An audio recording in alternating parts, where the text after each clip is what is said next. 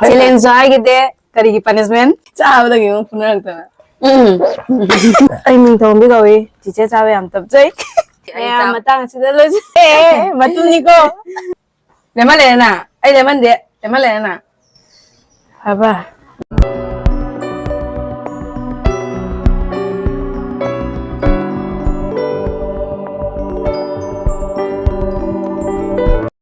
Hello everyone, ahan waktu dah miang buik kong nona. Sige.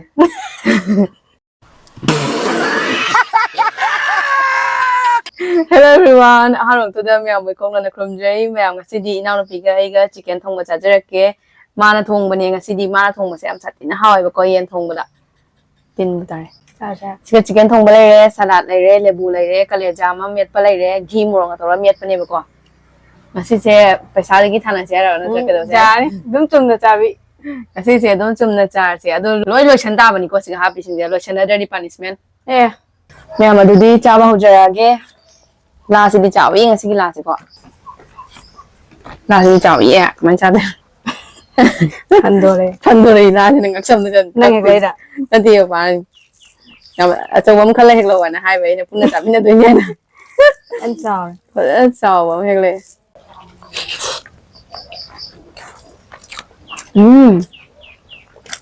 Khoa tôi nha mẹ mày ngày xưa mùng băng tàu này ai đi chơi lên sầu ghé khăn chấp này một con cha cầm tao cha rồi ngày xưa cái mùng băng sầu ghé này khang cái này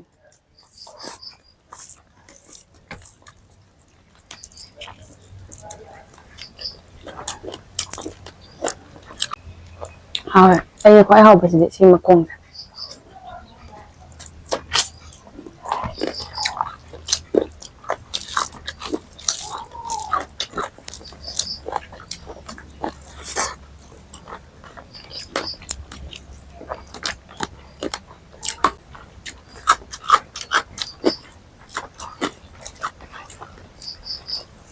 hào vậy cha cả lắm mà nè rất hào này chị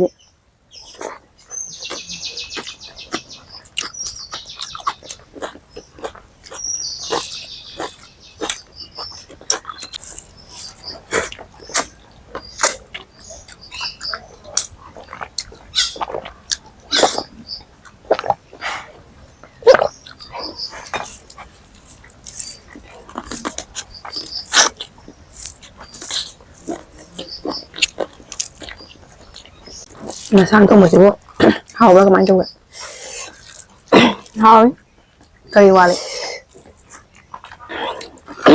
ông bắt bờ không được anh lỗi gặp à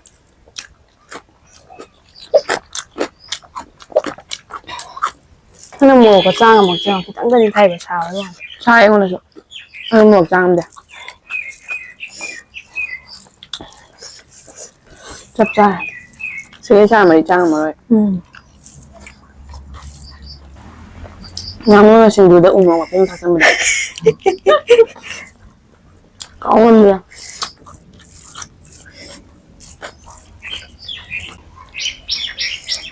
Cho nên mà cũng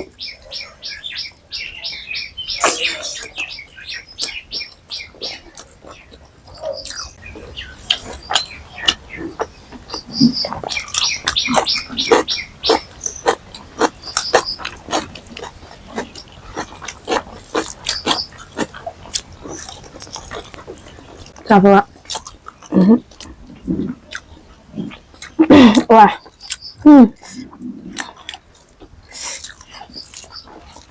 nhưng này chả lúc máy là vẫn làm rất là hấp dẫn thằng cái đến đi cả cái người nama happy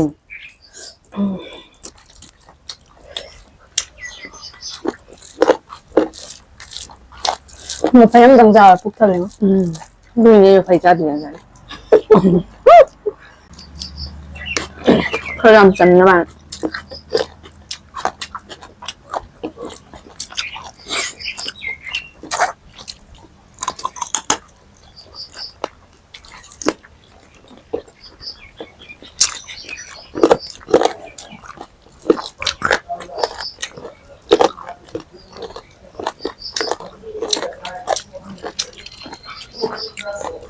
hầu ý đẹp rồi đó xin cho này phải hỏi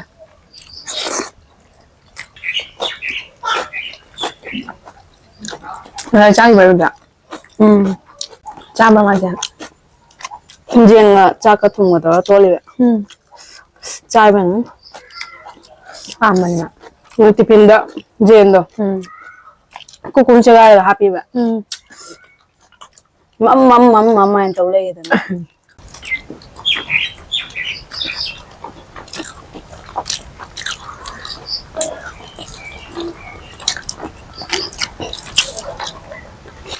Chắc rồi cả lại buồn thế này vậy.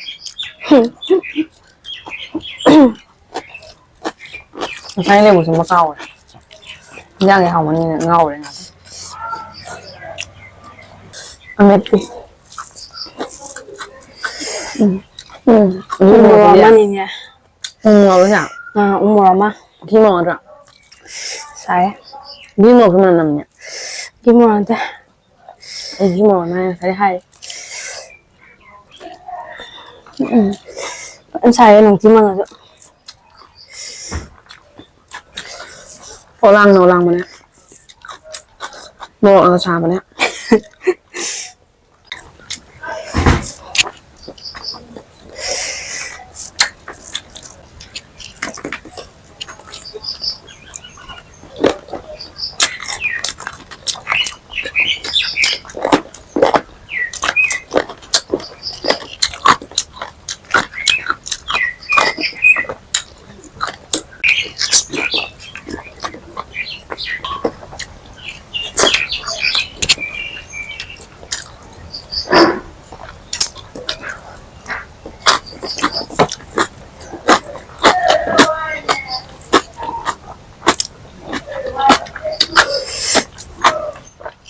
Tahu dengan apa gak?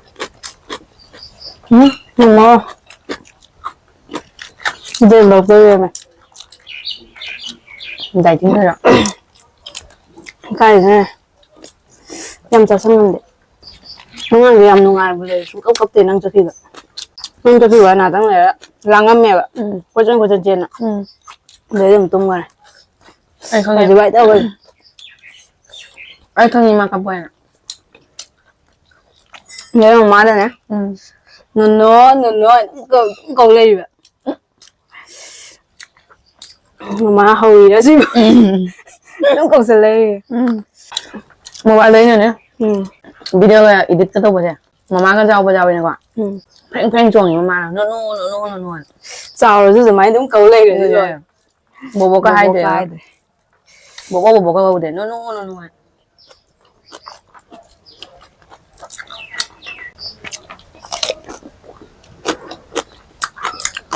Đi xuống cái quên rồi. Đích hai vậy. Mang từ ạ. Rồi sẽ chân để đi punishment hai cái này. Không má. Punishment. Anh là cái dòng cái mà này từ. Chả mà này mình. Mấy cái này. Punishment này à? Tên punishment cái gì ạ? Challenge vừa hai cái đề punishment cái hai cái này. Tao nữa. Anh có sai từ này nha. Lối cha sân bạn. Phân chào ạ. Để mình về video punishment này. Cái này bây giờ năng anh ngầm ngoài này căng là từ một xem gì vậy? Đôi nè. Ê đi lâu đi. Cha về chung. Phụ nữ là Cha bây giờ kiểu phụ nữ là rồi làm đấy. Chứ rồi làm gì với mẹ không cả. Phụ nữ nó chân dài cả. À mới để mình quay.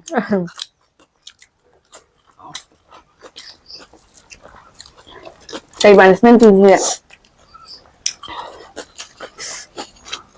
Phải punishment gì rồi nè. Giờ năng là muốn chặt xong rồi tao bây giờ. Hả? Đúng không đời vì vậy rồi. Năng là punishment gì vậy tại tôi đi ạ? Năng là punishment phí rồi bà. Giờ năng là muốn chặt xong rồi tao. Cái gì khăn đã? Đúng.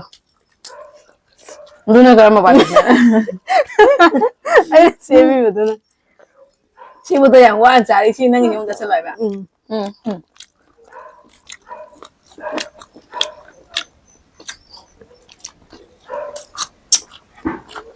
Mình ra gì làm rồi chị?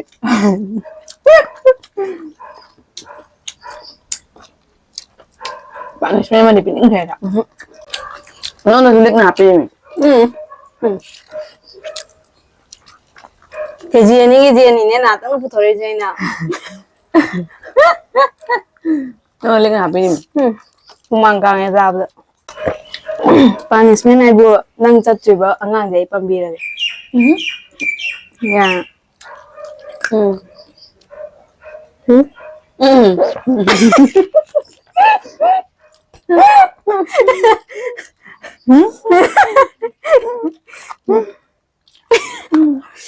jadro jadro แม่มจังนะผมไปผมเลยบอกว่าเธอ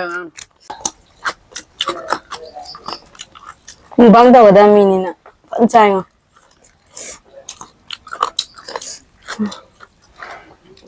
mo sa do ga sai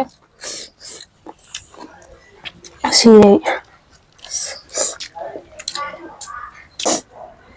มาตั้งเย็นเลยดิมาลงรังเขาแล้วหรอมาตุ้งลงมาตุ้งใจยาว KGN ne ga mo na dak che ma pisale ba ma pai tang ja ba puk than ge challenge ai ge de kari ki punishment ลอยเจ้าเราฉันจะมาตั้งใจไปไหนเนาะลอยเจ้าเราฉันจะได้ปั่นไม่ให้หรอเท่าเดียว punishment ai bo ya ngang pambi ra di na ma cha chi ba ya nan do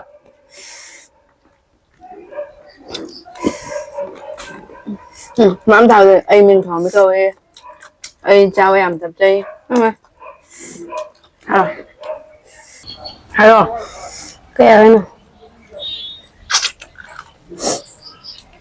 ai mình thò mới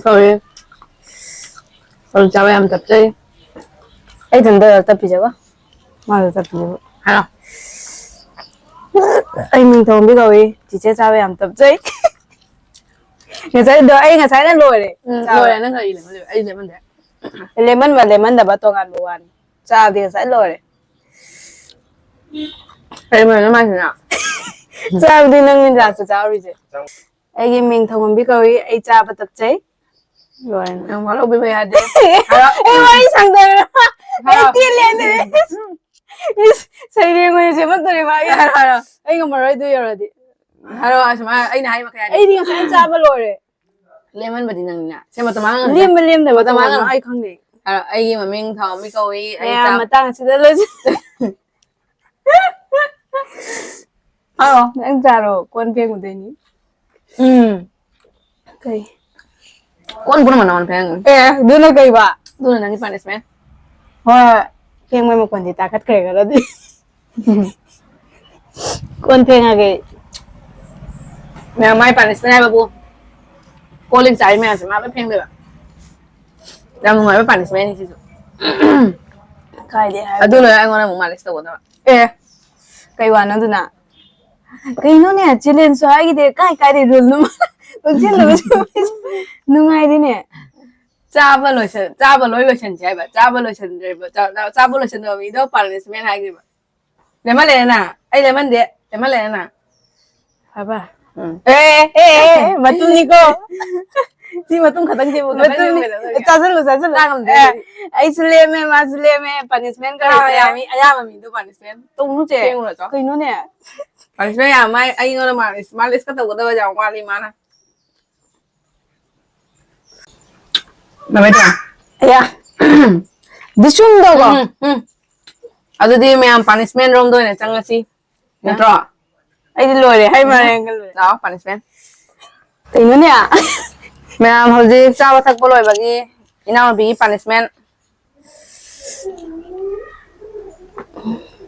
không ra đâu ai mù bang cái cha rồi mà thằng đấy bây giờ cái thằng này sẽ bung mắc kỳ bà mà xịt cha nè mà là cái cha gì nè đi thuê nè quy dem chưa quy lâu ya để hậu đông này về hậu đông rồi chưa hậu đông cho đi tiền đời gì à không biết đâu banana làm tôi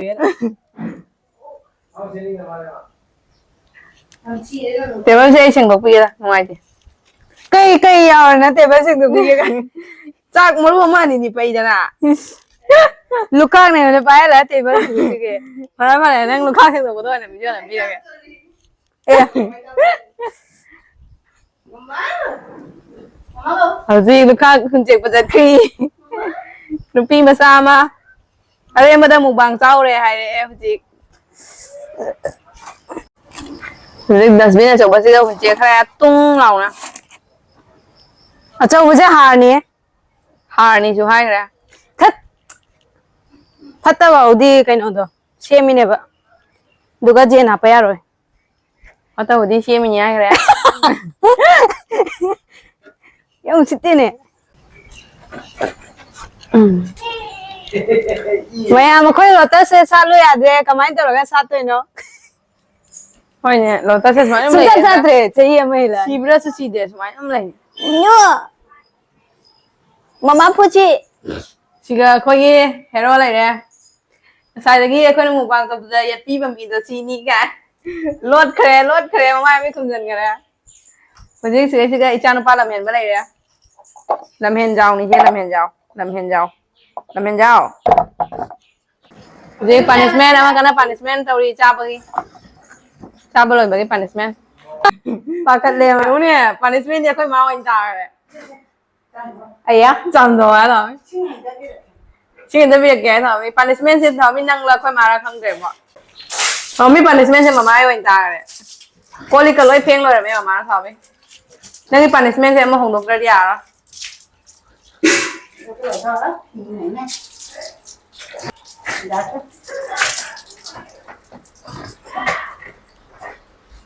thằng đâu ấy mù bang cái ra rồi bộ cái thì nó punishment cái chỉ để còn mà con phèn mẹ tôi nên cái punishment không được làm gì nữa con đi mà phèn biết mẹ cái đầu rồi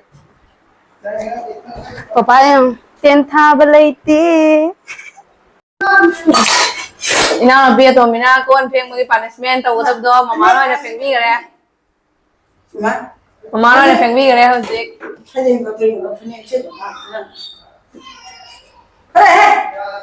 punishment đang như thế phải nóng tồn để đi à rồi mày âm hoa là gì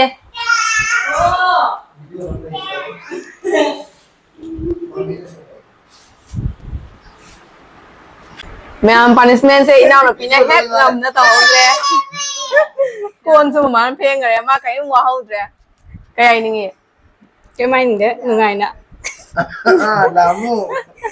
Other day, may matang siguro siya dyan. Okay, bye-bye, take care.